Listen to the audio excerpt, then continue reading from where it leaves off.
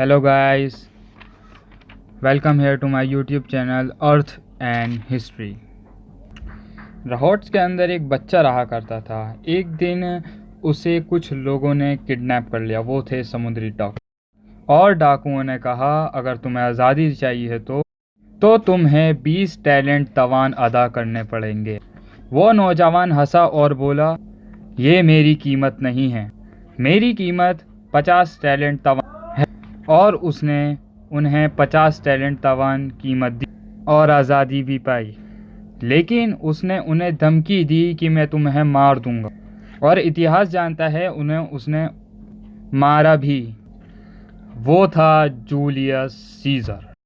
जब सीज़र बच्चा था उसे पॉलिटिक्स में इंटरेस्ट था और उसने शादी की रोम के डिक्टेटर कॉर्नेलियस की बेटी कॉर्नेलिया से, और उस लड़की ने एक बच्ची को जन्म दिया, जूलिया कैसर सीज़र।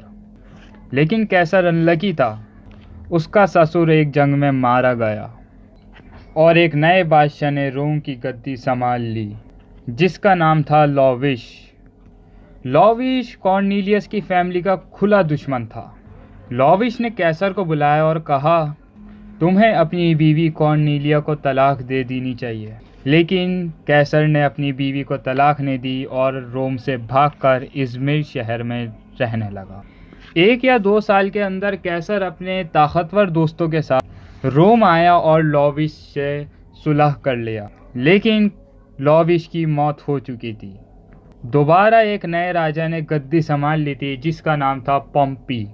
कैसर ने पॉम्पी के साथ दोस्ती कर ली और उसका पक्का दोस्त बन गया। कुछ सालों के अंदर कैसर बहुत ताकतवर बन गया, पॉम्पी और पैसे की ताकत से। कैसर ने अपना करियर जो था वो एक वकील से शुरू करा था और वो प्रमोशन पाके मजिस्ट्रेट बन गया था।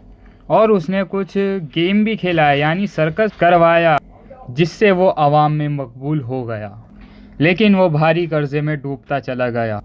लेकिन उसने परवाह नहीं करी और वो तरक्की पाते पाते स्पेन का गवर्नर बन गया। अब कैसर स्पेन का गवर्नर था। लेकिन कैसर को जंग का शौक था और वो अलेक्जेंडर द ग्रेट से इंस्पायर्ड था। एक बार उसने अलेक्जेंडर की मूर्ति देखी और वह रोने लगा और उसने बोला कि मैंने आज तक एक भी शहर नहीं जीता अलेक्जेंडर की तरह। रोम में सिर्फ 2 लोग पावरफुल थे, पहला पॉम्पी जो रोम का बादशाह था और दूसरा मार्क्स जो कि बहुत अमीर था। और सीज़र इन दोनों का बहुत अच्छा दोस्त भी था। लेकिन मार्क्स और पॉम्पी एक दूसरे के खुले दुश्मन थे। लेकिन कुछ महीनों के अंदर पॉम्पी और मार्क्स दोस्त बन गए और इन तीनों ने मिलकर रोमन एम्पायर पर राज करा। अब कैसर ने अपनी बेटी का फ़ायदा उठाया और उसने अपनी बेटी की शादी रोम के बादशाह पॉम्पी से करवा दी। अब कैसर जो था पॉम्पी का ससुर था और कुछ महीनों के अंदर कॉर्नेलिया की मौत हो गई। पहली बार रोम में 3 बादशाह हुकूमत कर रहे थे। कैसर ने एक बहुत बड़ी फ़ौज बनाई और वो बेल्जियम चला गया जहाँ गोल कबाइल आबाद थे। कुछ महीनों के अंदर उसने गौर कबाइलों को कुचल डाला। एक बार कैसर ने दुश्मनों की सप्लाई लाइन रोक दी और इंतज़ार कर और उन्हें प्यासा मारा और बचे हुए लोगों के हाथ काट दिए गए कैसर के ऑर्डर पे। कैसर एक बहुत क्रूर तानाशाह था और एक राजा भी था।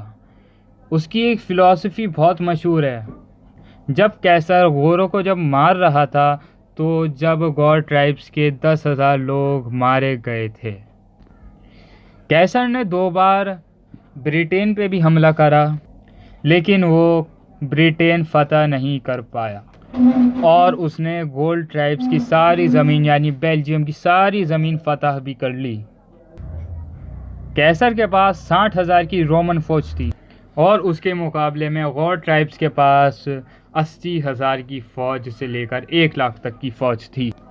गौर कबीले की फ़ौजें बहुत मुनज़्ज़म और गोरिल्ला फ़ौज के लिए बहुत वेल ट्रेंड भी थीं।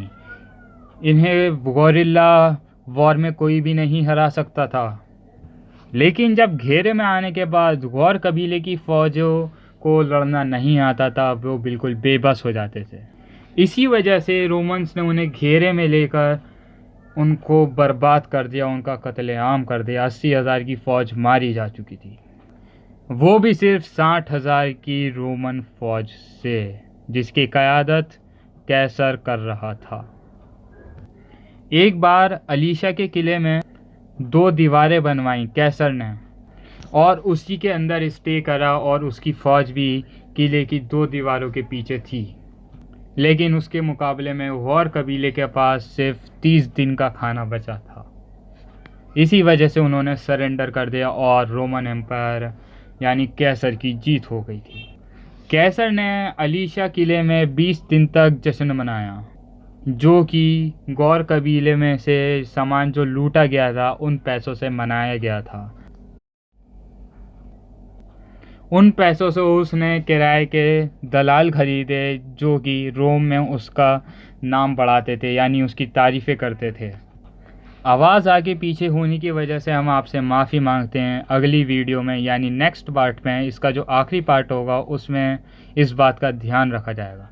अगर आपको थोड़ी सी भी नॉलेज मिली तो हमारे चैनल सब्सक्राइब करें, लाइक करें, अपने कमेंट्स इसमें डालें, शेयर भी ज़रूर करें। Thank you very much.